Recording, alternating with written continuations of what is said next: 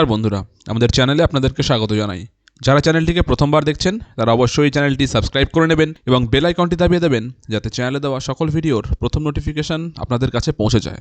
অবশ্যই আরও একটি কথা, যদি আপনারা চ্যানেলে বিভিন্ন কন্টেন্টে কমেন্ট করতে চান তাহলেও অবশ্যই চ্যানেলটি সাবস্ক্রাইব করবেন, কারণ সাবস্ক্রাইব ছাড়া কিন্তু কমেন্ট বক্স ওপেন হবে না।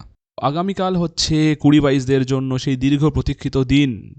আগামীকাল কন্টেম্পট মামলাটি উঠতে চলেছে court number 6 honourable justice Narasimha স্যারের বেঞ্চে। আমরা জানি গতকাল অর্ডার দেওয়া হয়েছে, কোর্ট নাম্বার 6 থেকে নরসিম্হা স্যার দিয়েছেন যে গৌতম পাল বাবুকে কিন্তু সশরীরে প্রেজেন্ট থাকতে হবে আগামীকাল, না হলে ওনার ভাগ্যে কিন্তু এবার দুঃখ আছে, কারণ কোর্টের অর্ডার তাহলে একদমই কিন্তু ডিসওবে করা হয়ে যাবে। তো আগামীকাল সেই দিন আপনাদের সামনে দেখতে পাচ্ছেন, এই হলো আগামীকালের cause list, daily cause list. 15 তারিখ court number 6 honourable justice Shri Narasimha sir, এবং আমরা যদি কজ লিস্টে দেখি তাহলে 56 নাম্বারে দেখতে পাচ্ছেন diary number 64201 Subhendu Naskar and other versus Gautam পাল।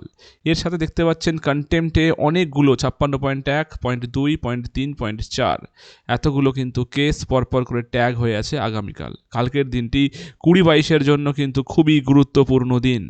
তো দেখা যাক আগামীকাল কি হতে চলেছে। কালকেই কি আদৌ কোনো অর্ডার আসতে পারে যে নিয়োগটা করে দেওয়া হোক, নাকি আবার নতুন ডেটের হাতছানি? কারণ আমরা জানি 19 তারিখ থেকে কিন্তু কোর্টে শীতকালীন ছুটি পড়ে যাবে। তো তার আগেই যদি কিছু করতে হয় তাহলে আগামীকালই দিন। এবং আমরা জানি যে পাটোয়ালি স্যার কিন্তু অপেক্ষা করে আছেন কালকের দিনটির জন্য। উনি তার লাউড ভয়েসে কালকে শুরু করবেন গৌতম পালের এগেনস্টে বলা। খুব ইন্টারেস্টিং কেস হতে চলেছে আগামীকাল।